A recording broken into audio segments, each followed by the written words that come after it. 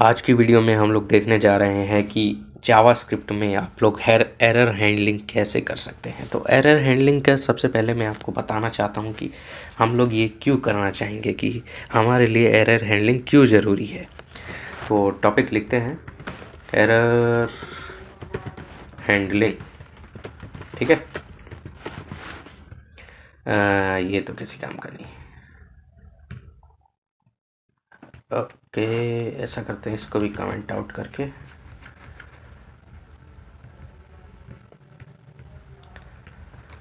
ठीक है, तो कंसोल लॉक करता हूँ मैं अभी के लिए एरर हैंडलिंग, फिर हम चर्चा इस पर शुरू करते हैं। तो हमारी स्क्रिप्ट सही से काम कर रही है, ओके। तो एरर हैंडलिंग का हम लोग सबसे पहले क्या होता है, जब भी आपका जैसे ये जावास्क्रिप्ट का कोड एग्जीक्यूट होना स्टार्ट करेगा तो ये सिंक्रोनसली स्टार्ट होता है। मतलब कि पहले लाइन नंबर 1 चलेगी, फिर 2 चलेगी, फिर 3 चलेगी, ऐसे कर करके ये एक एक करके एग्जीक्यूट करता जाता है। तो मान लो बीच में कोई ऐसी चीज़ आ गई जो कि इसके लिए एक तरीके का एरर है। जैसे कि मैं एग्जांपल दूँ आपको, तो मैं कंसोल लॉक करवा रहा हूँ ए को, ठीक है। और यहाँ पे हम स्ट्रिक्ट भी ऑन कर देते हैं ताकि ये अपनी तरफ से कुछ ना करे। तो यूज़ स्ट्रिक्ट, ठीक है, ये कर दिया। अब मैं ए को प्रिंट करवाऊँ तो ये हमने ए कहीं डिफ़ाइन किया है नहीं, लेकिन हम ए को प्रिंट करवा रहे हैं, तो टेक्निकली ये एक एरर है। तो जैसे ये कोई भी एरर एक हिट करता है सिंक्रोनाइजली, इस वर्ड को ध्यान से सुनना, सिंक्रोनाइजली जहाँ पे भी इसको एक एरर मिलेगा वहीं पे हमारा जो जावास्क्रिप्ट का कोड है एग्जीक्यूट करना बंद कर देता है। इसके बाद मैं कुछ भी लिख दूँ कोई फ़र्क नहीं पड़ता, क्योंकि वो एग्जीक्यूट नहीं होने वाला। तो जैसे मैं 1 2 एंड 3 ऐसे करके मैंने ये 3 लाइनें लिखी हैं, कुछ एग्जीक्यूट नहीं होगा।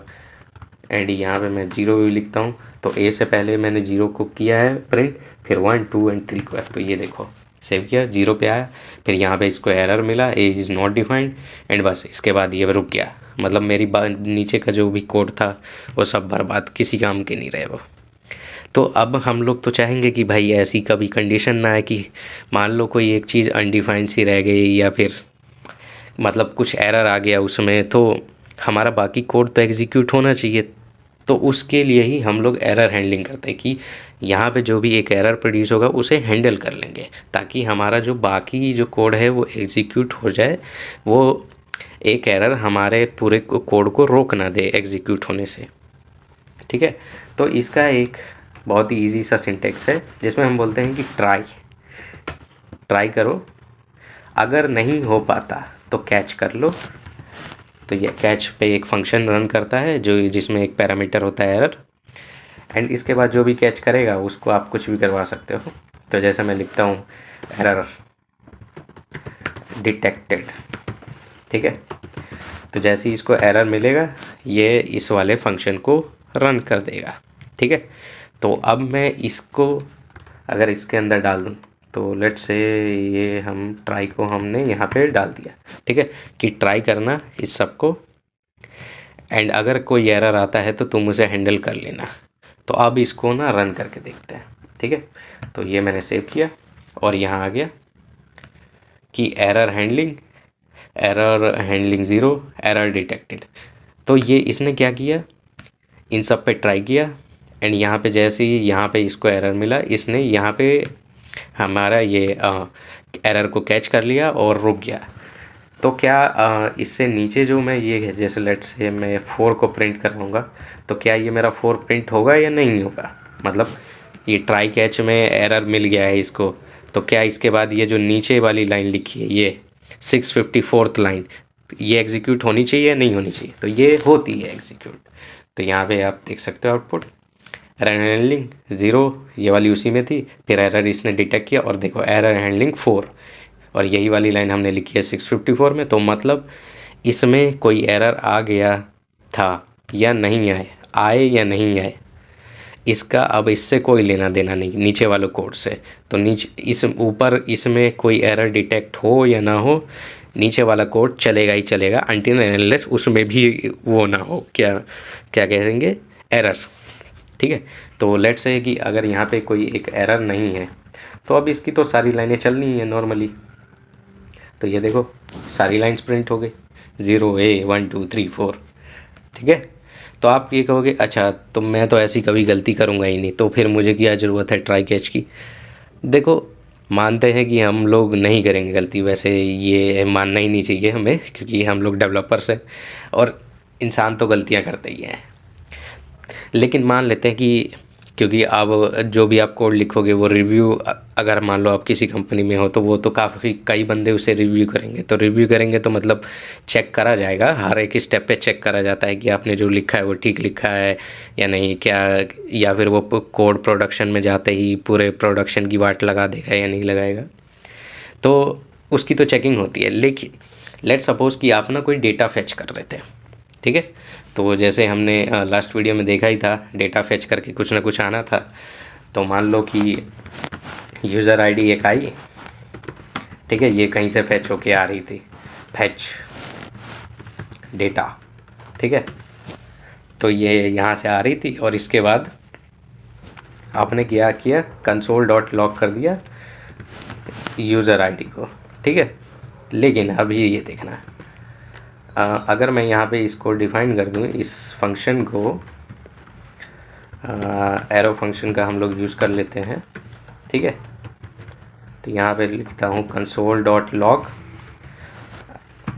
फैचिंग डेटा, एंड ये डेटा फैच करने के बाद ना इसने एक्चुअली में रिटर्न नहीं किया। अब रिटर्न नहीं करेगा तो कोई वैल्यू आने नहीं वाली, ठीक है।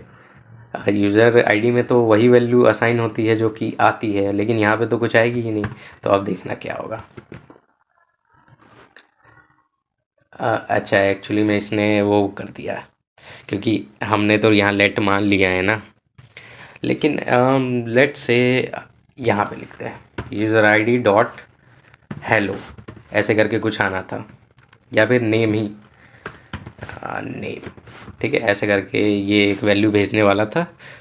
तो एक ऑब्जेक्ट आता हमारे पास जिसमें एक नेम नाम की चीज़ होती है। तो अगर मैं इसको रन करूँ तो देखो ये एक्चुअली में एक एरर है, तो इसने बोल दिया एरर डिटेक्टेड, ठीक है। तो ये हम लोग ट्राई कैच यहाँ पे यूज़ करते हैं जब हमें, मतलब हम लोग दूसरे सिस्टम से बात कर रहे होते हैं, मतलब हम एपीआई रिक्वेस्ट मार रहे होते हैं, एंड जो भी डेटा आता है कि वो हमारे हिसाब से अगर नहीं आया, लेकिन हमने लॉजिक तो वो सोच के लिखा है कि जो हो सकता है, लेकिन बाई चांस कुछ और हो गया, तब क्या करेंगे, तब हम उसी केस के लिए हम लोग ट्राई कैच का यूज़ करते हैं, ठीक है। तो ऐसे केस में ट्राई कैच ही है जो आपको एक कोड को स्टॉप होने से बचाएगा एंड उसको एग्जीक्यूट होने देगा, ठीक है। तो इसको भी कमेंट आउट कर देता हूँ मैं। एंड एक और चीज़ बताता हूँ, ठीक है, वो थोड़ी ज़्यादा इम्पोर्टेंट है। तो लेट्स से कि यहाँ पे एक ट्राई कैच है, ठीक है। ट्राई कैच में हम लोग कुछ नहीं, कंसोल लॉग कर रहे हैं एरर को, एरर इज़, तो यहाँ पे हम लोग एरर डॉट मैसेज, एरर में एक मैसेज नाम का वो होता ही है, ठीक है, जो कि आप कोई भी एरर करोगे तो प्रोड्यूस होता है। वो अगर मैं आपको नॉर्मली दिखाऊं तो लेट ए नहीं, डायरेक्ट कंसोल लॉग करते हैं इको, ठीक है। तो ये देखो ये जो है ना, ये एक मैसेज ही है, डॉट मैसेज ही बोलते हैं इसको, ठीक है। तो यही वैल्यू आपकी जाती है। तो इसको मैं हटा के अब यहाँ पे मैं ट्राई कैच में लिखूँगा कंसोल डॉट लॉग ए, तो आपको पता है ये हैंडल कर लेगा कि ए एरर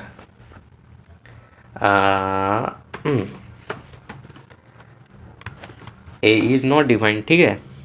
लेकिन लेट्स से कि मैंने यहाँ पे ना एक सेट टाइम आउट चला दिया, ठीक है। तो इसमें एक फंक्शन चला जो कि बोल रहा है कंसोल डॉट लॉग बी, और बी डिफाइन है नहीं, और ये चल रहा है 1 सेकंड बाद या कितने भी सेकंड बाद, उसमें हमें कोई लेना देना नहीं, बस सेट टाइम आउट है। 0 सेकंड बाद भी चलाऊंगा तो भी वो एरर प्रोड्यूस होगा, ठीक है। तो अब बताओ क्या एरर है कि क्या होगा। तो जैसे ये ट्राई करेगा, अच्छा तो कंसोल लॉग करवाना है, ए तो है ही नहीं, कर दो इसका बेड़ा गर्क। लेकिन आप कहोगे अच्छा ये इसको तो एरर यहीं मिल जाएगा, तो नीचे की चीज़ तो चलनी ही नहीं है। हाँ बात सही है आपकी। तो ऐसा करते हैं ना, इसको नीचे ले जाते हैं, ठीक है। तो पहले मैं सेट टाइम आउट चलाऊंगा और फिर मैं इको करूँगा, ठीक है। तो अब क्या होगा, सेट टाइम आउट, अच्छा सेट टाइम आउट 1 सेकंड बाद, ठीक है। तो इसको हम साइड में फेंकेंगे। देखा, हमने इसको साइड में फेंक रहे हैं। ध्यान से सुनना आप, क्योंकि यहाँ पे एक इम्पॉर्टेंट चीज़ आएगी। सेट टाइम आउट को हमने स्टैक में, वो क्यू में भेज दिया, जिसमें वो बैठ गया है, अपने टाइमर चला रहा है। जब 1 सेकंड होगा तो जावास्क्रिप्ट को बताएगा कि हाँ भाई 1 सेकंड बीत गया है, मेरे को चलाओ। ठीक है, तो सेट टाइम आउट गया क्यू में। उसके बाद उसने देखा अच्छा कंसोल लॉग ए तो है ही नहीं गई, तो उसने कर दिया एरर डॉट मैसेज, मतलब कैच वाले में चले गए हम लोग और ये प्रिंट हो गया। ठीक है, लेकिन अब जब 1 सेकंड बीता तब ये चला, ये वाला फंक्शन रन करा जो सेट टाइम आउट के अंदर है। उसमें क्या है, कंसोल लॉग बी करना है, लेकिन बी तो डिफाइन ही नहीं है और इसको हम लोग हैंडल ही नहीं कर रहे, क्योंकि ये ट्राई कैच ये वाला है। और मैंने बताया था आपको शुरुआत में कि ट्राई कैच ना सिंक्रोनाइजली एरर हैंडल करता है। ये अब एक एसिंक्रोनस है टास्क, क्योंकि ये फ्यूचर में होगा, जो भी टाइम दिया है उस हिसाब से उस टाइम ये होगा। और यहाँ पे कोई ट्राई कैच नहीं है इस फंक्शन के अंदर। ठीक है, तो इसीलिए ये ना यहाँ पे आके बोल देगा, जैसे यहाँ पे मैं प्रिंट करवाता हूँ कि set time out is like completed. ठीक है, तो ये हमने किया, ए इज़ नॉट डिफाइंड, और 1 सेकंड बाद देखो ये एरर आ गया है कि बी इज़ नॉट डिफाइंड, और यहाँ पे हमारा ये टास्क रुक गया। लेकिन अगर मैं यहाँ पे बोल दूँ ट्राई कैच कर भाई, हम इस फंक्शन के अंदर भी अगर ट्राई कैच चला दें तो यहाँ पे कंसोल डॉट लॉग एरर, और यहाँ आ जाएगा एरर डॉट मैसेज। ठीक है, अब ये किया हमने, तो A is not defined, B is not defined, और बस काम ख़त्म। अब ये कह रहे हो कि ये क्यों नहीं आया set time out is complete,